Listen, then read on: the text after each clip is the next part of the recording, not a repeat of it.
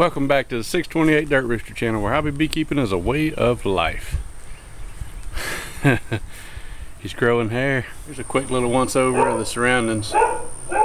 This is what we call crawfish pile yards. It's pretty common down here, and it's not too far from the water here. Real close to the bay. What we've got here is a little short wall on a back porch. These bees came in here after Hurricane Katrina, which is a long time, something like 9 years now, something like that. Pretty close to it anyway. And you know, this is right in the path of where Katrina came through. So let me get busy and open this wall and see what we got in here. It's looking like this thing is going to be really packed in this space. First board I pulled is already in comb. I guess this is one of those dogs that never gives up. It's going to bark through the whole video. Anyhow, I knew I would be running up on dark doing this removal, so I brought a drop light, and I don't know how much it's going to help. This is under a porch, so it's kind of shaded here. I tried to hang this light here to give us a little light while we're doing this removal. Maybe it'll help with the video quality.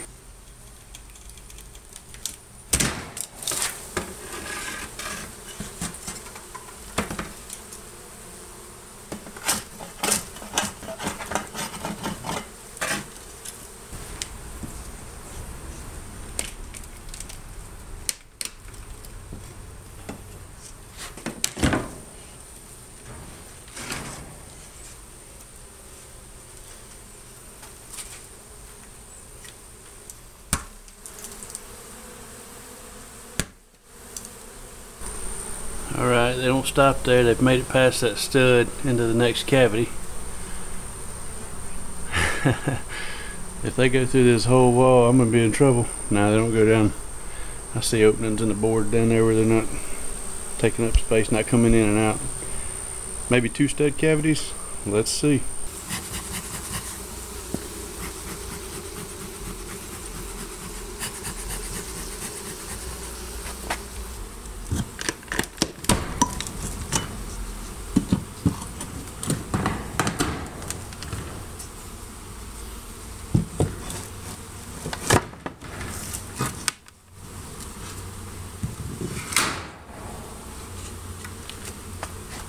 A 1, a 2, a 3, but really only 2. This is just an old abandoned section. That's the end of it. Rest of it is termites. 2 big sections there. Got some cutting to do. And this is never good to find. They've got live termites in this thing. And it does attach to the house. Next step. I've got them all uncovered. I let the homeowner come out and look at them, take some pictures, inform them of their termite problem. Now I'm going to eliminate this section here. I'm just going to scrape all that out and throw it in a bucket. I'm not going to be careful with it to try to save it. It's going in a melter. But as I eliminate all that, it'll eliminate hiding spots for whoever might run out of all this when I start cutting this out. I'll start over here on this side where these combs are horizontal to me, however you call it, running this way.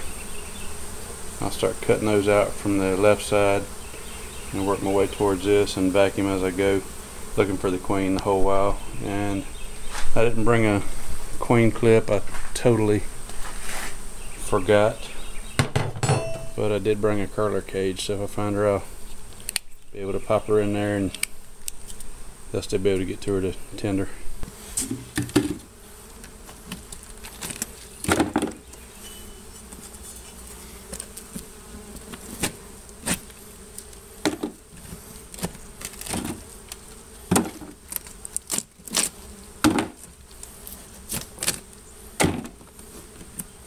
Alright, I'm set up and ready to go. I got a comb bucket, sitting on bucket, and a hand washing bucket, smoker, tool,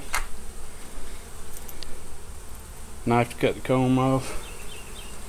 I'm just going to cut it off, put it in that bucket, and I'll frame it up outside later.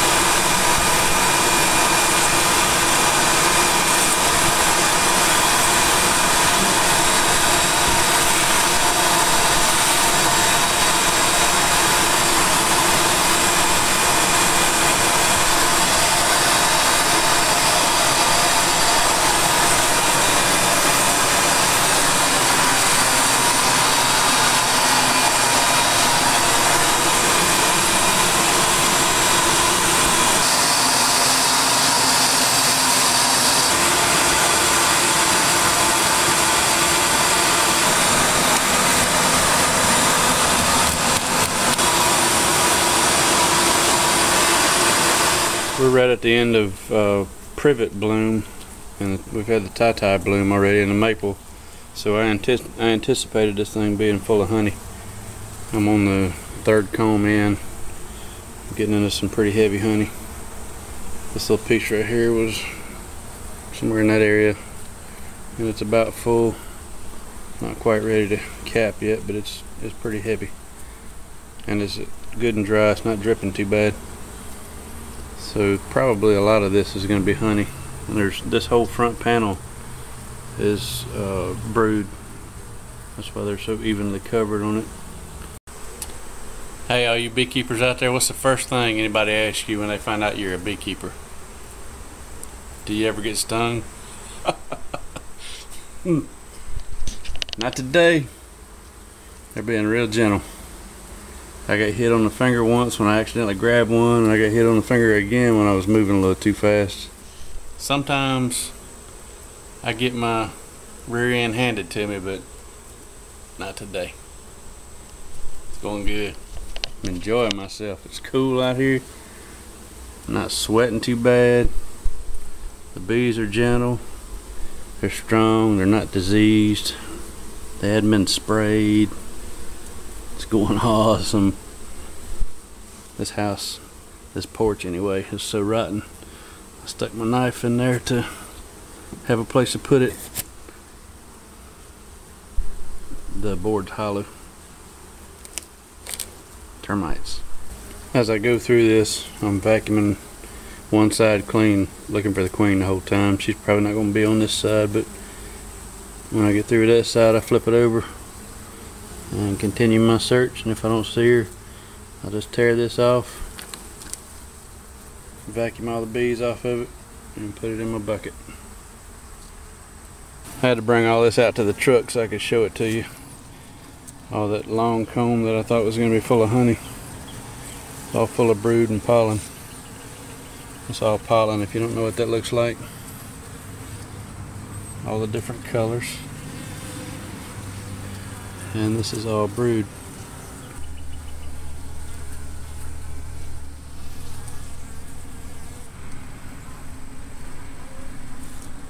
Hey, I found a queen clip and a bag of rubber bands. It was a little bit of extra work, but that turned out alright. Got a whole bunch more brood to frame up though, so I'm just going to have to empty some frames out.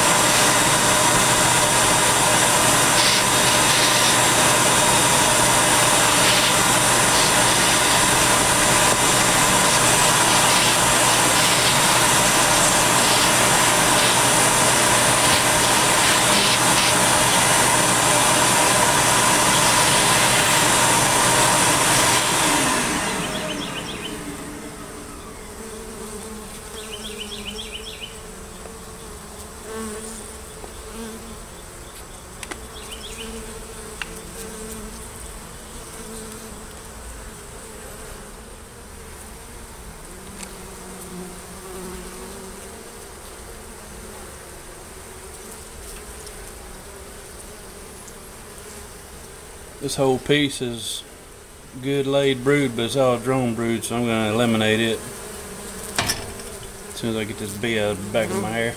We're getting there. I'm about done with this first wall cavity, and they're not doing too bad. I've taken one sting in the back and a half a dozen in the hands. Most of it my fault. One in the back I can't say was my fault. Sorry, sucker snuck up on me.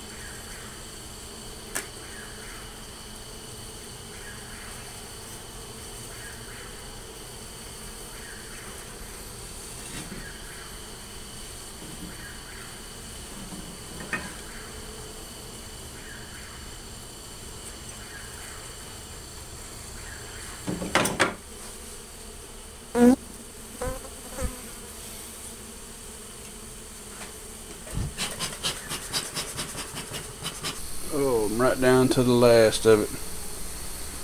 I'm too tall to be sitting on this bucket. My feet are going to sleep.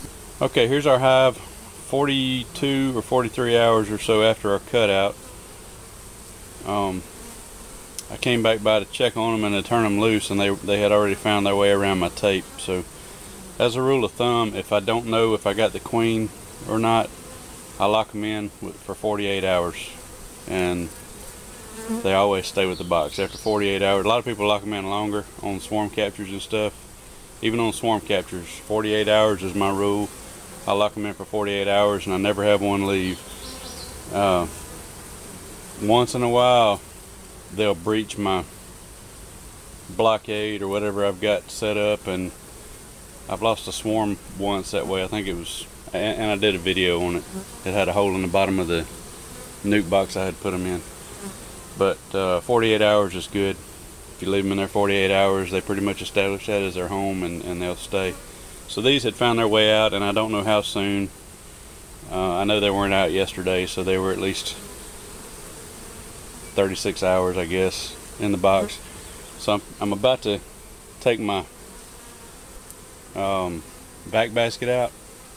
So if you're a subscriber of mine and a regular viewer, you probably already know that I try to reply to every comment. I do read every comment. Some people's settings are set to where I can't reply to them, so I can just click a thumbs up just to let them know I read it. And so I read every comment, and some of you are long time beekeepers, way more experienced than I am, and some of you are just flat smarter than me. So you know, some of you have good advice. I take it, and this is just one case that just came to mind. Thought it'd be easy to video and show the results as I found out. But one of my subscribers that watched my last video on emptying my bee vac, where I set the vac on top of the frames and stacked 2 empty supers and open it that way. Well, this time I'm reversing my stack, so the top box has the brood in it that I rubber banded in there. The bottom 2 boxes are empty with the exception of the vac basket. So I'm about to pull it apart, see how it turned out, and I wish I could remember who it was that suggested it, and I would say thank you. But yeah, thanks to everybody for commenting and all of your advice. I do read it, I do consider it, and here we go. Let's see what this turned out like.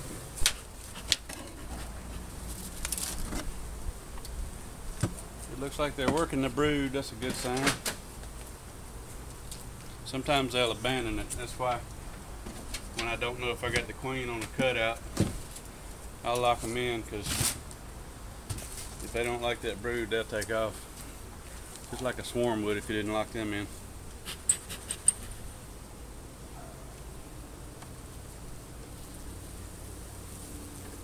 The brood all looks good. It's still in good shape.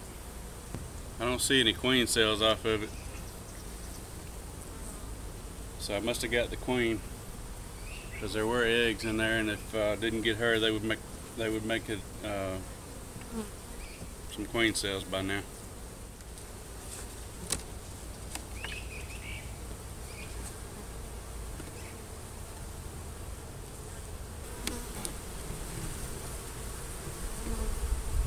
So the reason for the suggestion for stacking the brood on top was so that they would go come out of the basket easier and work the brood, instead of just going above the brood and not really touching it.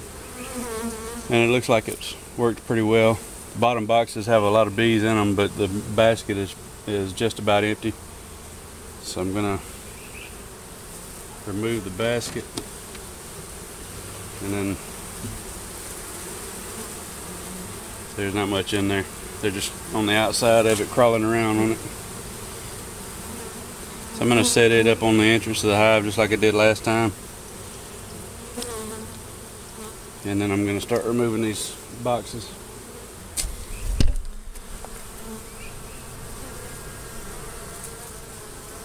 There's a lot in the boxes, but they'll be easier to house them now that they're on the brood, working the brood, and the brood is all good, and they saved it all, so that's a good thing.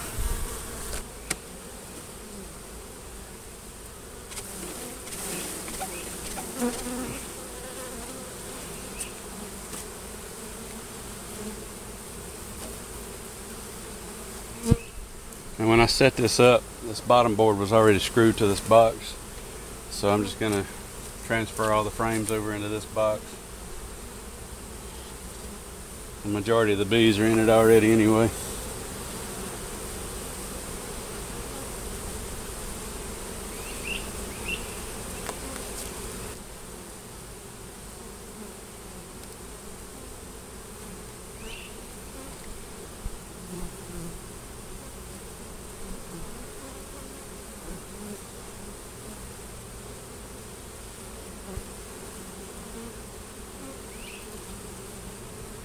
Just giving a quick once over to look for the queen while I'm moving them.